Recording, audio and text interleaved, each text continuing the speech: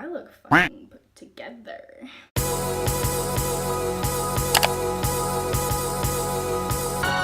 Hey guys, welcome back to another Sunny Sunday, and today I'm going to be filming my favorite Netflix TV slash movies. Sorry, you see my brow strap. So if you guys didn't notice, I'm obviously not posting every day anymore. I've changed my uploading schedule from every single day to just 3 times a week, so Wednesday, Friday, Sunday, because I found myself filming a video, editing it in like 10 minutes and then uploading it, and I just wasn't happy with it. It was really lazy editing, and I just want my videos to be the best that they can be. Let's get into my favorite Netflix TV shows and movies. So I have everything written down in my notebook.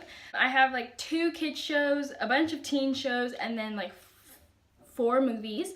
So let's just hop right in so that this video is not a million years long. My first kid-friendly TV show, it's not, okay, not all of these are new. I like rewatching things and I don't really branch out that often, but when I do, it pays off sometimes. So yeah. My first one is Liv and Maddie. I've just been watching that for like the past few days because late at night I like to just watch like a kids show that I've already seen because it just helps me like fall asleep.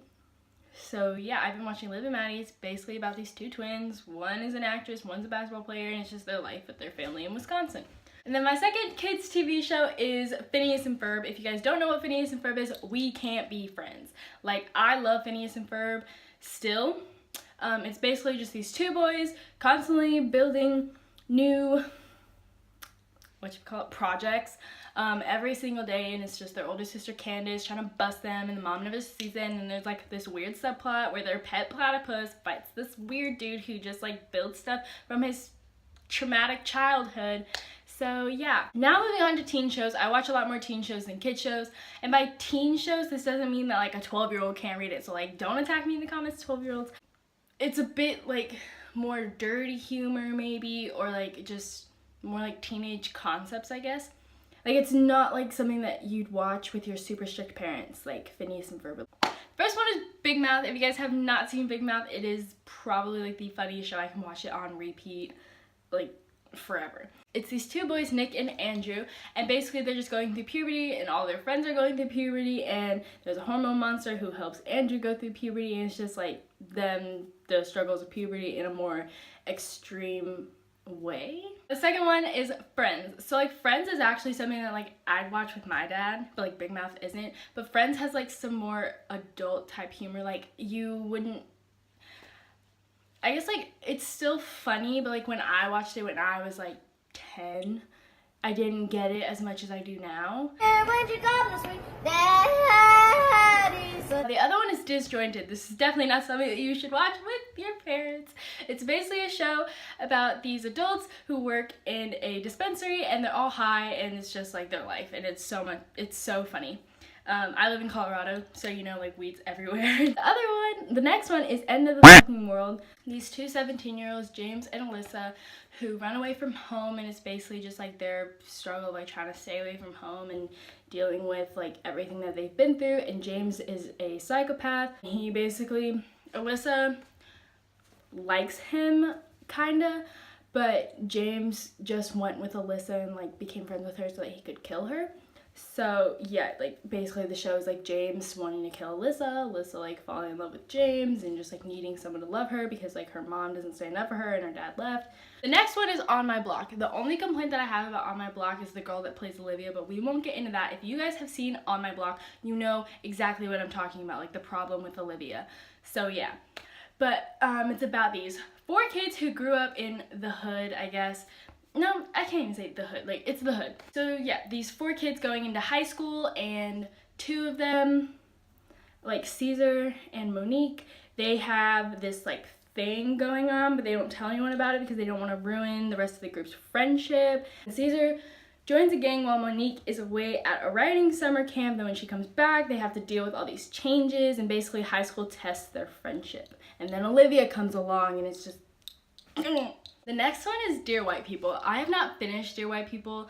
I love this show. Like, if you're a sensitive fuck, you would not like this show. Like, you would not be able to handle it because it's just so controversial. and I don't expect everyone to like the show, but I love it.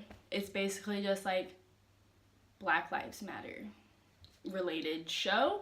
And the reason that I love it so much is because it hits on a topic of a black girl liking a white guy, and like how all these other black kids are just like, well, how are you gonna like be here and support black lives when you're dating a white guy? And it's just like, that's like her just trying to like get the point across, like I can like a white guy and still support this. And then it's just their struggles of being black students in a white populated school. The next one is Rick and Morty. Like, I freaking love Rick and Morty so much. It's just so funny. Like, the humor, the reason that it's in teen shows is because the humor is like dirty sometimes, and then like it's just more like mature humor, I guess. Like, you have to know what they're talking about to find it funny.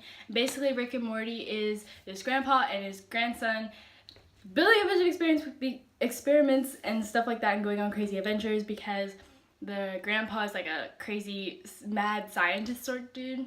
Yeah. The next one is RuPaul's Drag Race. I talked about this in my June favorites. I'll link the video up here. Basically, RuPaul's Drag Race is drag queens who compete for drag supermodel, like international drag supermodel basically. And it's not a show that you watch specifically like for the drama. Like, there is some drama, and like they're drag queens, of course there's drama, like it's shady. But if you guys want all the tea from RuPaul's Drag Race, then you watch Untucked. But if you like the drag part of Drag Race, watch RuPaul's Drag Race. Yeah. And then my last teen show is Atypical. Again, I talked about this in my favorites. It's this show about this kid Sam who has autism, and his therapist suggests that he should get a girlfriend because, you know, like, he's a senior. He wants a girlfriend, like he desires that sort of relationship. But since he has autism, he can't read social cues, and so getting a girlfriend would be so hard for him.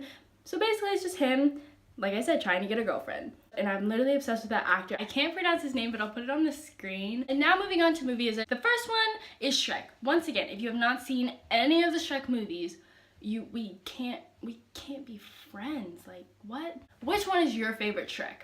Mine is definitely the first one. That's my favorite. This ogre, in the first one, it's this ogre who gets his swamp invaded by a bunch of like fairy tale creatures, and he wants his swamp back, and so he goes to like the Lord Farquaad, and he just is like, give me my swamp back. He's like, well, if you go rescue this princess and bring her to me so that I can marry her, then you can have your swamp back. So then he goes to rescue the princess, and the princess ends up like falling for Shrek. But yeah, she has a curse where she turns into an ogre at night, and so then they start to develop feelings for each other, and then there's Donkey, who's just watching the whole thing and making side comments, and it's literally so good. The next one is Hercules. Once again, if you haven't seen Hercules, like, what are you doing? It's been out for forever. It's the story of Hercules, basically, in a kid-friendly way, because I have a sister who is obsessed with Greek mythology, and she tells me that that is not how it went down for real. So yeah, it's a friendly version of Hercules. The next one is The Conjuring. I am obsessed with horror movies. If you guys want me to make a video of all my favorite horror movies, give this video a thumbs up. Like, I am obsessed. I will watch horror movies in my room alone, middle of the night, and just love it. The Conjuring, it's basically just this family who moves into this weird creepy house. Of course, it always takes place in a weird creepy house, and then there's always a dog that dies. That's the one thing that I hate about horror movies. The dog dies. The house has an angry mama in it. The house has angry ghosts in it who died in that house, and they're basically just, it's the mom that's affected by the angry mom who died in the house, and she basically, the angry mom that died killed her child, so then she's trying to get the other mom to kill her children. Yeah, and like, she's making the real mom weak, and so they can't get it out of her right away, get the demon out of her right away, or else she'll die. So yeah. And then my last one is Heartthrob. It has the same actor from Atypical, the one whose name I cannot pronounce. Heartthrob is about this guy Henry, and this girl Sam, who is known as like the class bimbo, and Henry was valedictorian. So they run into each other on the beach one day, and then he like writes in his notebook, like he calls her a slut. He sees her out at her job. He takes a piece out of her car so that it won't start, and then he offers her a ride home, and basically they start to become a thing. And then he finds out like all the guys that she slept with and the guys that she's done stuff with, and he gets really jealous. And every single time Sam busts a nut, she gets the hiccups. And so this dude who's like friends with her was like, oh, have you gave her the hiccups yet? And then he gave her the hiccups like the next day. And then he like found him when he was drunk. Like he kind of walked off from a party to go use the bathroom in the ocean. And then Sam like came up. He's like, how did you know about the hiccups? And then he was like, dude, like everyone's giving her the hiccups. And so then he kills him. And basically the whole movie revolves around Henry having this obsession and like wanting Sam all to himself. Okay, so that was it for my favorite Netflix TV shows and movies. I hope that you guys enjoyed watching.